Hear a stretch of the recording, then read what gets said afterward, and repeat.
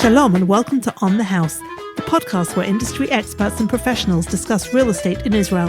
I'm your host, Debbie Goldfischer, real estate agent, founder and editor-in-chief of buyitinisrael.com. Join us as we explore market trends, legal and tax issues, purchasing tips, neighborhoods throughout Israel, and much more. All this is On the House, helping you make the right move. Welcome, everybody, and thank you for joining us today for the second episode of our second season of On the House, which is dedicated to purchasing new construction in Israel. Today, I have the great pleasure of hosting not one, but two guests, a dynamic duo, brothers Meir and Chanan Sand, who co-run the Sand Real Estate Group, specializing in pre-sale projects in sought-after locations throughout Israel. With combined backgrounds in business, law, and real estate appraisal, Meir and Chanan have spent the past decade working with Israel's leading developers in building communities, navigating complex transactions, and honing their skills in marketing, sales, and strategic acquisitions. And with that, I want to welcome Chanan and Meir. Thank you for joining us today. Thank you, Debbie, for having us here. Thank you, Debbie. Hi. A pleasure. Could you guys tell us a little bit about how you got into this real estate industry and what exactly you do? So I could say that we were basically born into it. My father is a developer that built mainly commercial projects all over Israel, including the Rav Shefa Mall and the Harel Mall in Mevaseret, and other also residential projects. And we were basically born into it. We started over a decade ago by dealing with marketing and sales for different developers across the country, including Azorim and Africa Israel, Nitzba, and other developers. And over the last 3 years, we basically understood that there's very big need for customers from America who want to buy, especially apartments on paper, that we could serve both them and us as well, because we buy apartments in the projects that we sell as well. But by creating a community and creating a group of Americans, we discovered that we have the ability to go and get better prices and better terms from developers by negotiating with them, knowing that they're going to have an American community. But on the other hand, we also understood that for Americans, being able to come in and join as a community and coming in as a group and with different key members from different communities across North America, we understood that for them, that's the biggest benefit. And it allows them to go and find apartments in more affordable areas and not necessarily in the most expensive locations that you have, whether it's in Yerushalayim or Netanya or in other locations in Israel. Fascinating. So you're basically forming groups of buyers, and then you bring them to the builder and they purchase together as a group, as a community. That's correct. We do it the other way around.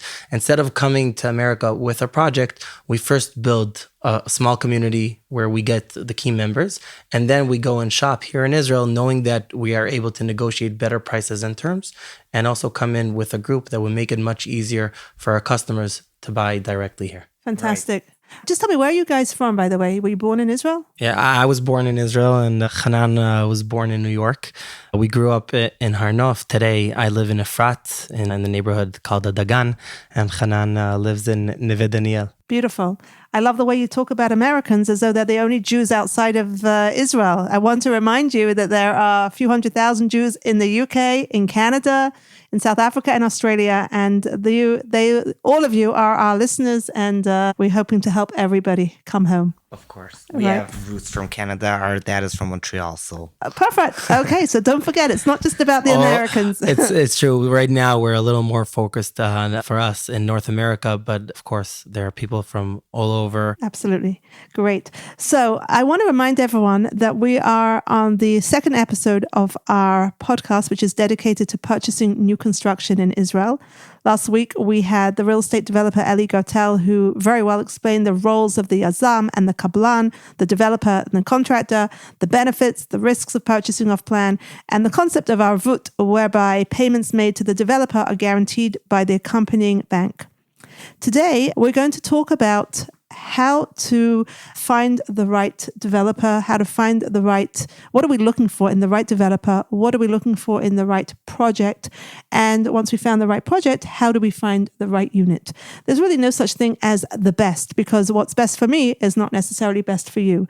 And we want to find what works best for us as the buyer, and to understand what we need to be looking at in order to make the right decision. So I'd like to ask you guys, today there are so many different projects and developments being promoted in Israel and throughout the world. Projects, people are selling and marketing projects all over the world that are being sold in Israel. And it can be quite overwhelming, quite confusing. So could you help us understand what are the key issues that we should look at, we need to examine and contrast when we are considering a purchase? So first of all, Debbie, I think you put it very well by saying that there is no such thing as the best project, but something that is best for you. And I think that the best way in order to locate the project that is right for you is first of all by defining what's the purpose of your purchase. If you're deciding to make aliyah, are you planning on buying this apartment as a vacation apartment or an insurance policy, knowing that you have an apartment here in Israel? If you are looking to retire there or part-time retire. So I think the first thing is to understand what are your needs over here with this apartment, so that you know to get to the second question, which is the location. Of course, as we've all been taught, it's all about the location. So once you figured out what's the purpose of your purchase, then of course you figure out where's the location that makes more sense for you, whether it's being closer to your children that live in Beit Shemesh, Jerusalem, Netanya, or whatever it is. If you want to live by the sea, if you correct, if you want, the kind of climate that you're correct, which is normally depending on the purpose of what you're buying the apartment for. If you're planning on living there part-time, a lot of people we see like going to places on the beach, so it's a nice place for them to come out here for vacation, or to go to Yerushalayim because there's a lot of things to do in Yerushalayim and family, and it's located in the center of Israel. So very personal preferences depending on lifestyle, stage Correct. of life, family, etc. So we have the purpose of the purchase, we have location, and with that I would also add neighborhood, like the correct, population. which is part of the location here. When you look for a location, then after you understood where that place is, which city it is, then you need to find the right neighborhood. When you look for the right neighborhood, you want to know that you have a community that could be good for you, that the area is close to places that you want to be, that the infrastructure for your needs as a person who is making aliyah or a person who is visiting over here are going to fit your needs, and that you could have everything that you want, closeness to your friends, to your family, or whatever it is. Right. I had a client recently who said he wouldn't buy anything unless it was in 15 minutes of a drive to a hospital. He's not a well man, and it was very important for him. And that eliminated a number of places. And again, the whole point here is to eliminate and to be able to focus, to find what works best for you. Correct. You need to narrow down your options until you get to the place that fits the best for you. Exactly. I think the next thing after finding a location, it's important to look for the valuations of the market of where you're going to be buying, making sure that the time frame that you're looking for over here suits the project that you're going to be buying into. Because especially today with projects that you have that are on paper, you have projects that could be completed in 6 months and projects that could be completed in 5 years. And for people who want to make aliyah immediately, it's not always suiting to go into a project for 5 years. Or for older couples that want to make aliyah, waiting for a 5-year project isn't always the best thing. So you of course need to understand your time frame and make sure that the project suits that time frame. Absolutely. Other than that, of course, you need to get into all the aspects of what the project has to offer you. And it includes the amenities of the project. It includes the location, the transportation that you have around it. If you're a younger family, what kind of schools and what kind of infrastructures do you have to complement what your needs are? I would also add parking and storage, which is not always a given. Not every project comes with that, but those are very important aspects. Correct. For most people. So part of the specifications you have to look into are basically, I would say it's divided into two.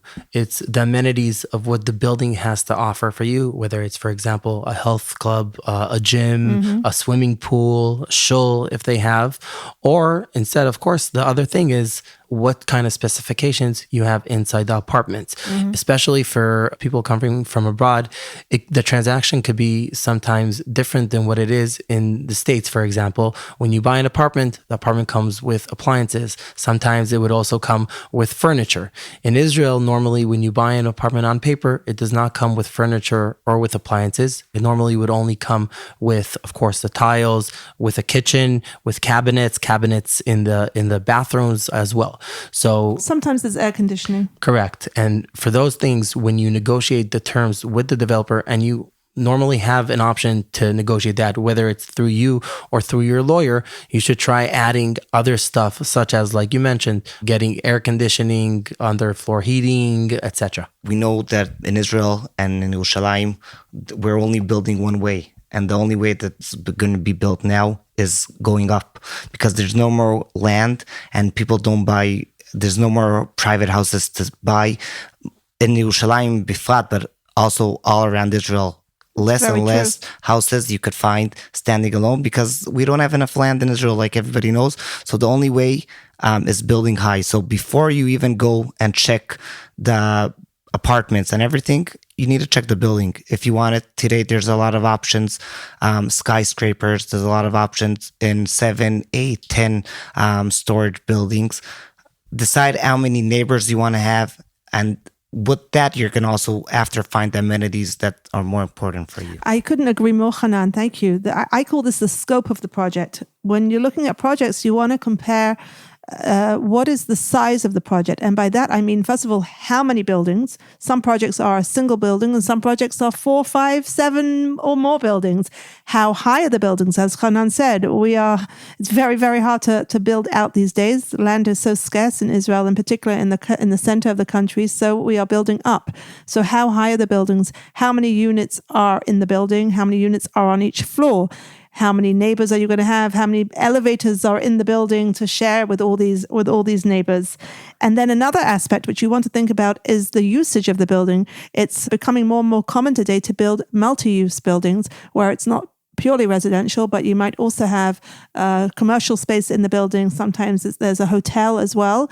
And you want to understand what is the scope of this project. So again, the point here is that we are understanding what the projects are, and we're narrowing down the options based on our personal preferences. So we have the location, we have the time frame, we have the scope of the project, we have the mifrat techni, which are the technical specifications. What about the actual builder, the developer?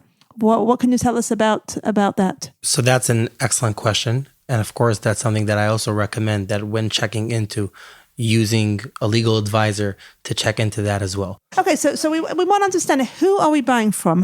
What are we checking in terms of the kablan and the developer and the contractor? So there are many contractors and developers today in Israel. When we buy an apartment, it's of course important to see who the developer is, that he has experience, that he has financing, that he already got financing for the project from a different bank, that he is going to choose a good contractor as well, because when he gets to the tender of choosing the contractor, we want to make sure that he chooses one, especially if it's a large building and a skyscraper, making sure that he uses one of the top contractors in Israel, making sure that his inspector is also one of the best inspectors, because they make sure that the contractors do the job the way they can, making sure that their legal advisors know to protect them with all the guarantees that they need as well. But at the end of the day, when you buy in Israel, you need to make sure that you're buying from a place that has chok arvut mecher, that they could give you all your full guarantees. Because today, the way the system works is the banks give you the best guarantees. Are we also interested in the reputation of the builder, of the developer, how long he's been around, how he responds to his customers? Sometimes projects are marketed at such an early stage that we don't even know who the builder is. They haven't even chosen a contractor yet. There is no mifrat techni. There are no technical specifications to be shown. And there are, people who are selling the project, but quite frankly, they're selling air. How do I know that what they're selling is going to be a quality product? That's an excellent question.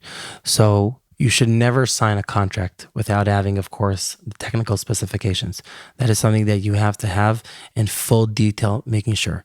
Other than that, I would recommend, if the developer still does not have his final contractor, to make sure to put it as part of the agreement that he has to choose from a list of the top contractors in Israel. You can actually put in a contract that one of the contractors has to be A, B, C, D, or E? Correct. On top of that, it doesn't have to be by name, because today different contractors also have different licenses. Mm-hmm. So you could also put it according to a license. For example, you make sure that the contractor has Rishayon Gimel Chamesh. You know that... Explain that in English. Rishayon Gimel Chamesh is a special license for different contractors that only according to your experience and your volume, you could get into that, you could basically get that license. Excellent. So that would be put in a contract. So even though when you're buying, you don't know who the contractor is, you know that he's going to fulfill certain criteria and be of a high standard when he's chosen. Correct. On top of that, making sure in your specifications, whether it's through you or through your lawyer,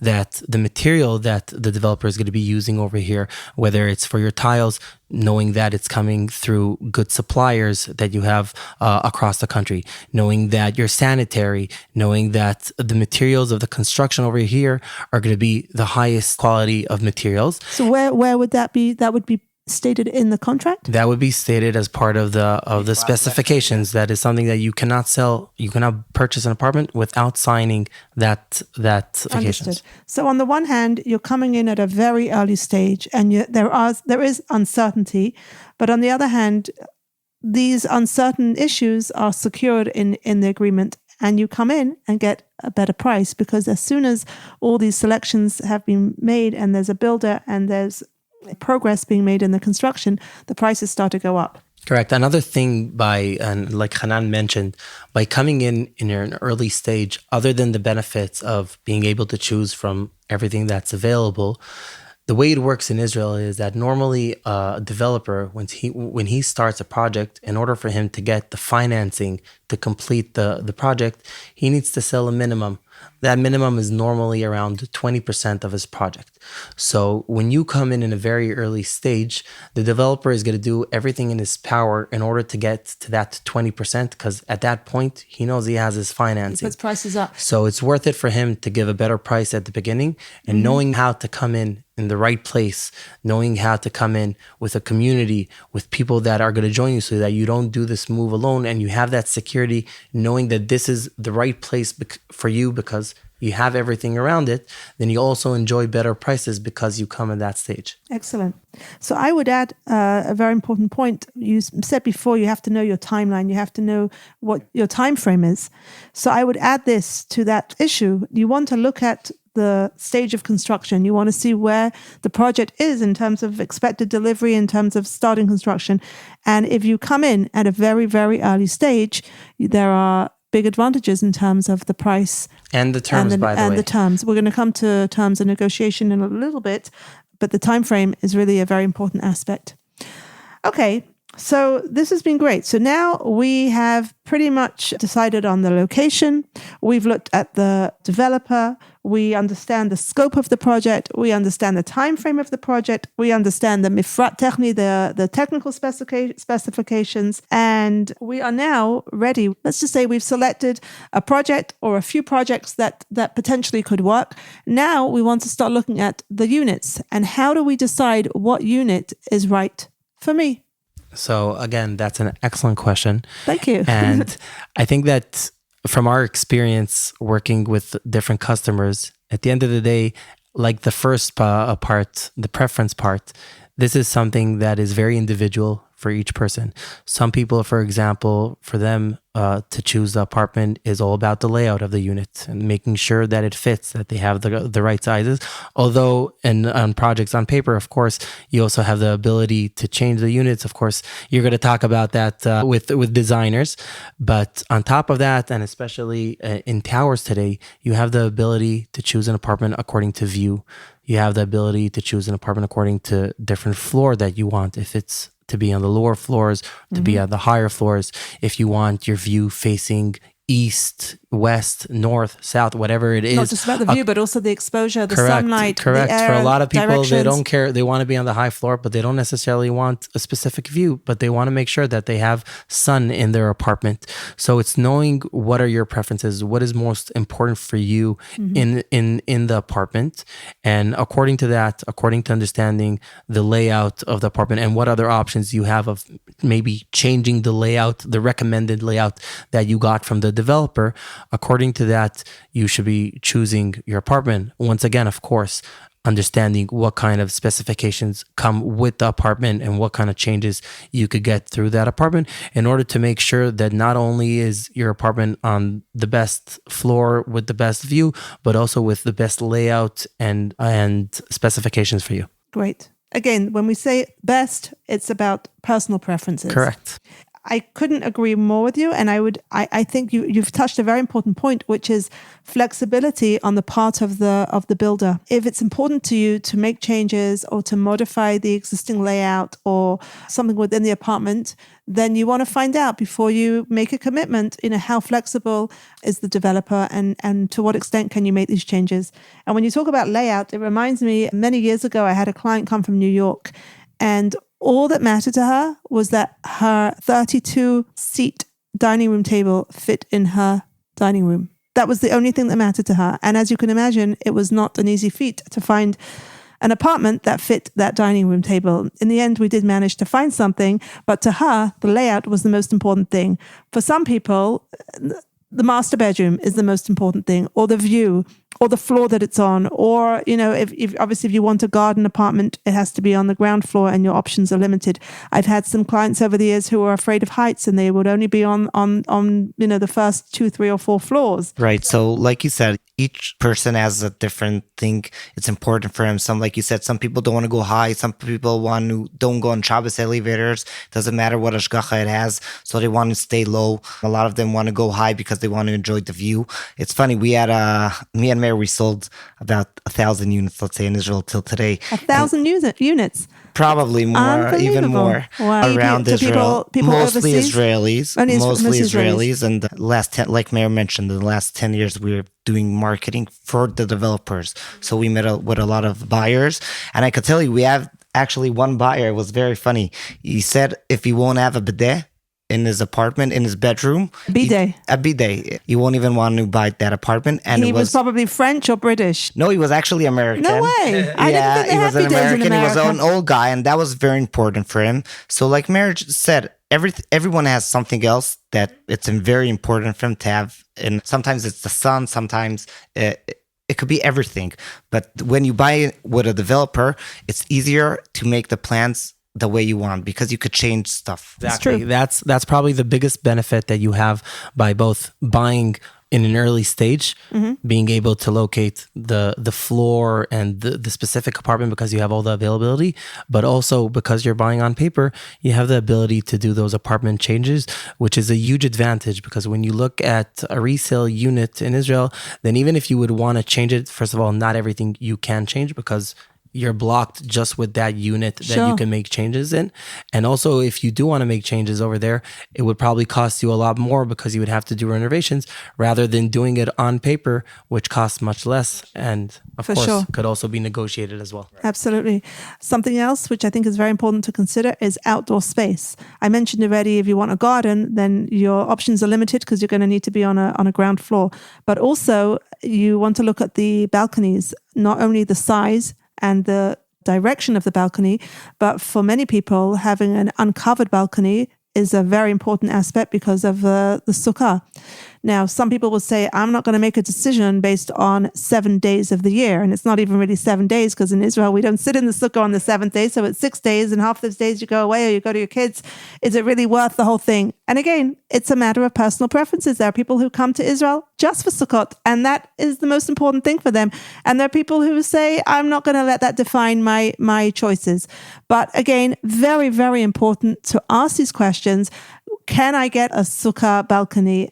If that's important to you and you cannot get a sukkah balcony, then you've just eliminated that project and your life is a little bit easier. Correct. I can tell you that when we locate projects and we try making sure that we have everything in order to offer that. So for example, even apartments that don't necessarily have that option of a sukkah balcony, we're going to try making sure that the project itself would have at least 1 or 2 public sukkah balconies for those units that don't have that option. And like you mentioned, you could look at it as 1 day or 6 days out of the year, but having an option of living in a tower on the 25th floor and enjoying the view of Yerushalayim or Netanya or whatever it is, sometimes is worth it a little more than just having a few days of a sukkah. Absolutely. So and I must mention here something very important is that in almost all buildings in Israel, there's outside, there's usually a courtyard or a place where you can build a sukkah. Some buildings build together, communal sukkot. Some people build individual, and it's very beautiful. And if you have a Shabbat elevator or you're on a low floor, you can carry the food down. It's really lovely. And again, remember, Shabbat is only one day that if there's no elevator or you don't use the Shabbat elevator, you can take the food down by the stairs. And the rest of the week, you can bring it down in the elevator or go out to eat in a restaurant and enjoy. And somebody once said to me, are you allowed to build a sukkah? Are you going to get in trouble for building it? And I said, you know what? The worst thing that can happen is you'll get a 7-day warning to take it down. Okay. So we spoke about the size of the apartment. We spoke about the layout. We spoke about the views and the exposure, the directions of the air directions. We spoke about the floor that we want to be on. We spoke about the outdoor space. What about the neighbors? So I think that's probably the best question, because at the end of the day, from what we see, and especially from people buying from abroad, joining into a new society, joining into a new place where you don't necessarily speak the language, don't necessarily understand how everything works around you, whether it's educational systems or anything, just going even to the supermarket, it's important to know who your neighbors are. It's important to try getting them more or less, people that whether it's friends, whether it's families. For that reason, when we locate a project, we always come in with a group. We know that if you could come and live in affordable prices near your friends and near your family, at the end of the day, that's what we're all looking for.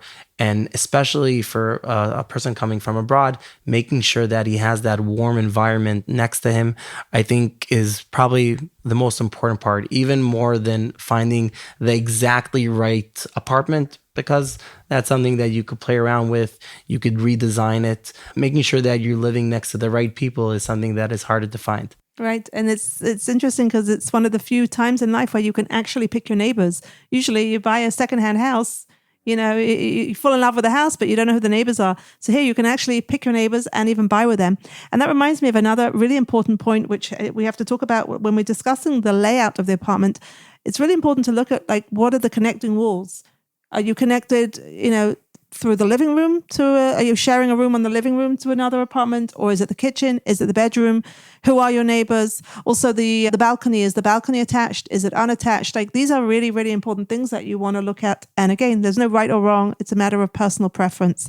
Also, when we talk about the layout, you want to think about when you walk into the apartment, what do you see first? What's important to you? How close is the guest bathroom? I recently saw plans for an apartment off plan, and the bathroom was almost in the middle of the living room. The door was off of the living room. And personally, I wouldn't want to have a bathroom right off of the living room. I like it to be a little bit more private and, around the side. So again, very important to look at these aspects. And as Meir alluded, that there are professionals that can help you at all stages. You can't do this, you can do this all alone, but it might be easier and more productive if you hire people to help you to look out for the right things. That's correct. It's interesting. We just had for our project, so Baruch Tell Hashem. us a little bit about this project. What are you marketing now? So we have a project in Yerushalayim, in Katamonim, that we came in. We brought Rabbi Shmuel Silber that is planning on building a satellite community here. Where's Rabbi Silber from? Rabbi Shmuel Silber is from Baltimore, and he's planning on building this satellite community that's going to be together with a permanent community. We also have Rabbi Josh Brody. What do you mean by a satellite community? I'm sorry. A satellite community is for people, and we've noticed a lot of people from America, and especially because we're talking about a project that's only going to be ready in 5 years. But a lot of people know today that they want to buy and have a place in Israel, whether it's like we mentioned, as some sort of an insurance policy, or whether it's knowing that they want to make this aliyah one day, but not 100% sure that right now is the right time for them because of different, things that going around for them, whether it's work, children, or whatever it is, and they're not ready, but they have that dream of being here in Eretz Yisrael, and especially today with everything happening in the world, knowing that this is the safest place for a Jew at the end of the day. I've had the concept recently. It's called Dirat HaMashiach. It's the Mashiach apartment. Yeah, nachon. And they want to be here when Mashiach comes. And so everyone wants to have that place. And we created a place where we could give our clients everything that they need, whether it's getting the most luxurious projects with all the amenities that mostly North Americans are used for, whether it's giving them that sense of a community, knowing that they have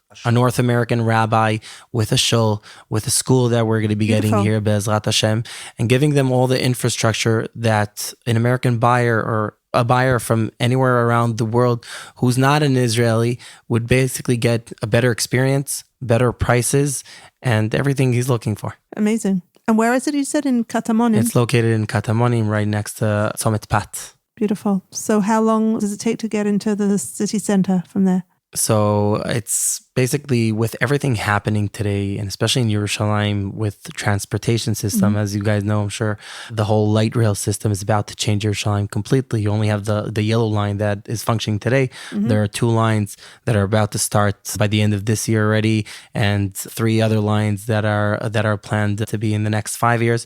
So that basically changes everything.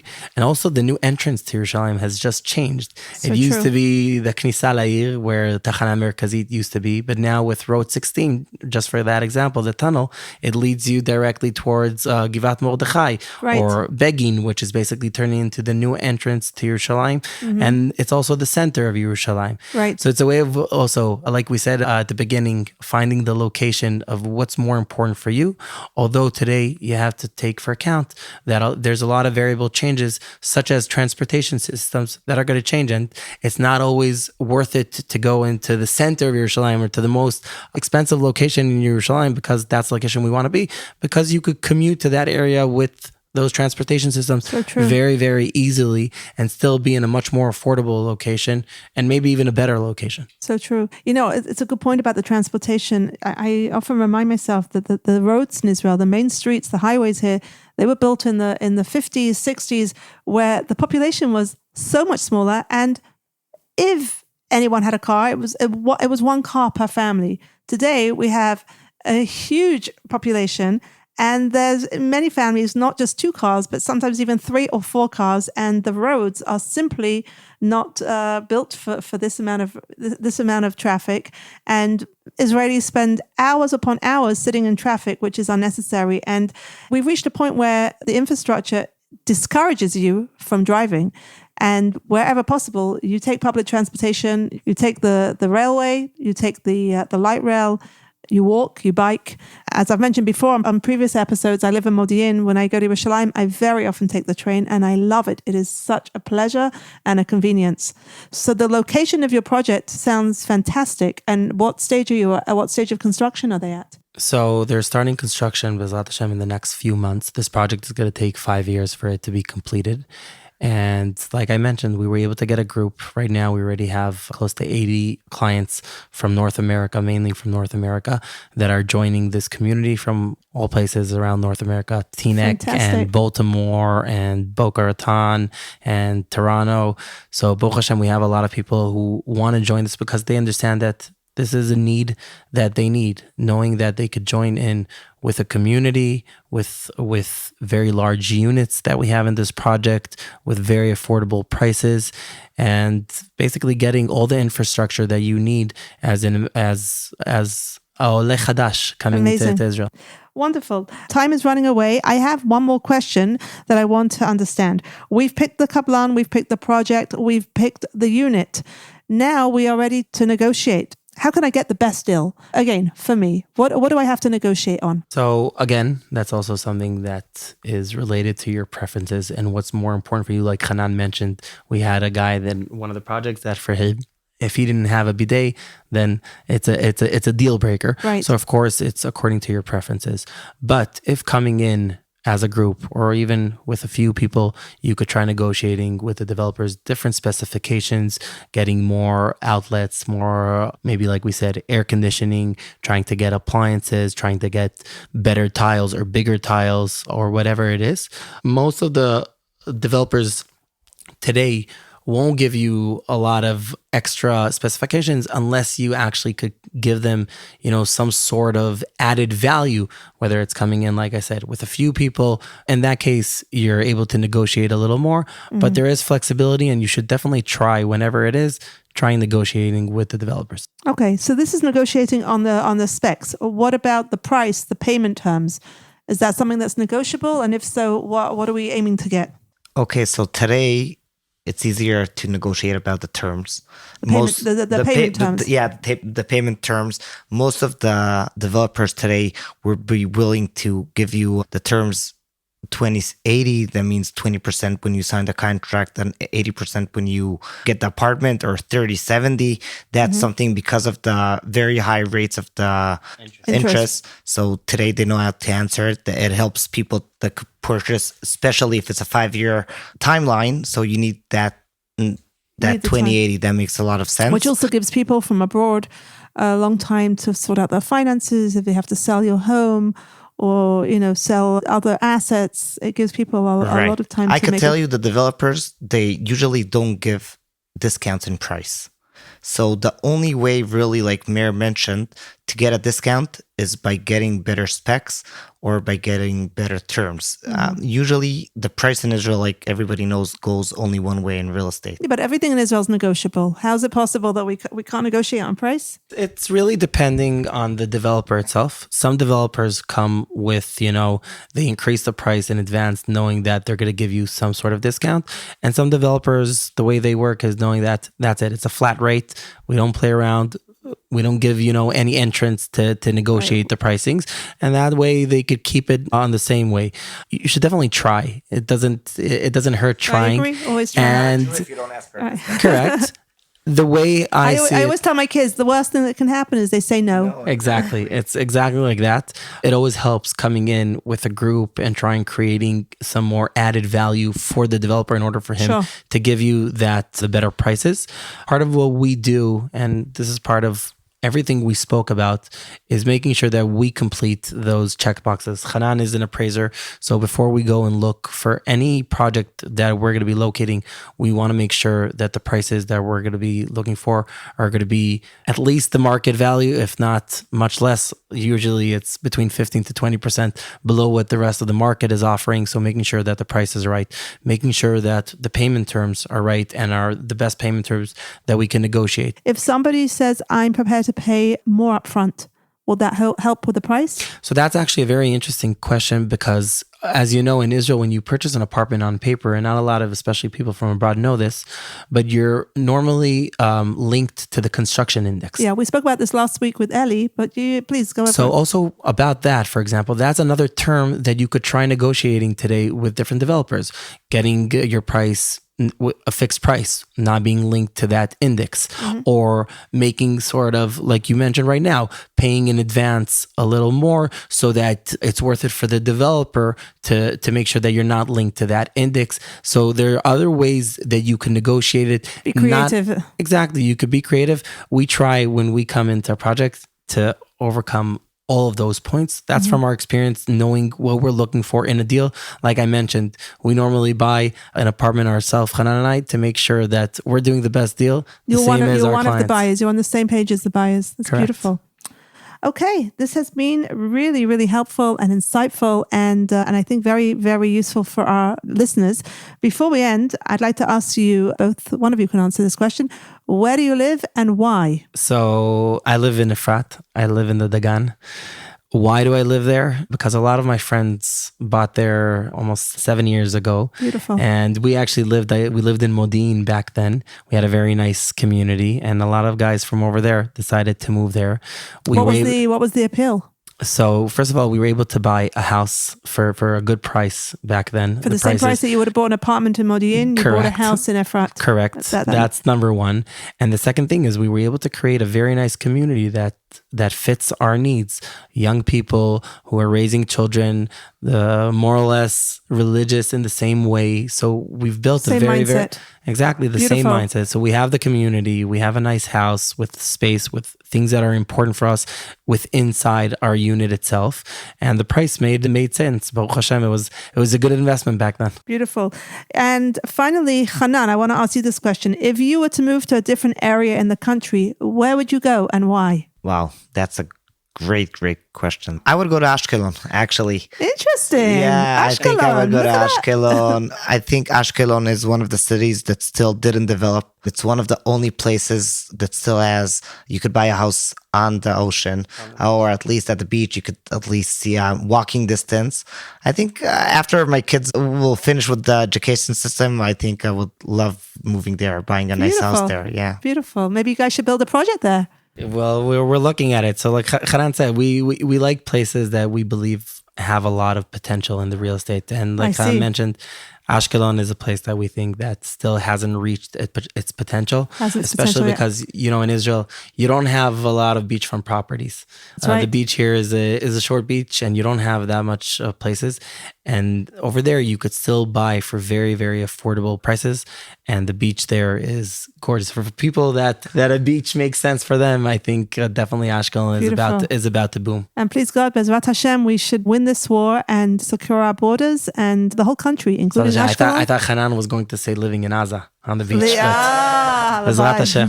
Bezrat Hashem. Okay, guys, this was amazing. Thank you so much. And B'hatzlacha Rabba with your project. Listeners will put in the show notes a way to contact the Sand brothers. And we look forward to being back next week. Bezrat Hashem. Thank you so much, Debbie. It was a pleasure being here, and it's always nice to see you. Thank you. Thank you so much.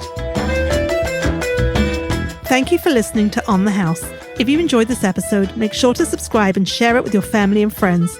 You can also visit buyitinisrael.com, where you can find news, market updates, guidance, and much more on real estate in Israel.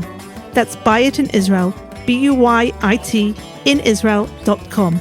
If you have a question or a specific topic you'd like us to cover on this podcast, please email us at the address you'll find at the bottom of the show notes. Whether you're thinking about Aliyah, looking for a home or a haven, or wanting to support the Israeli economy, now is the time to buy it in Israel.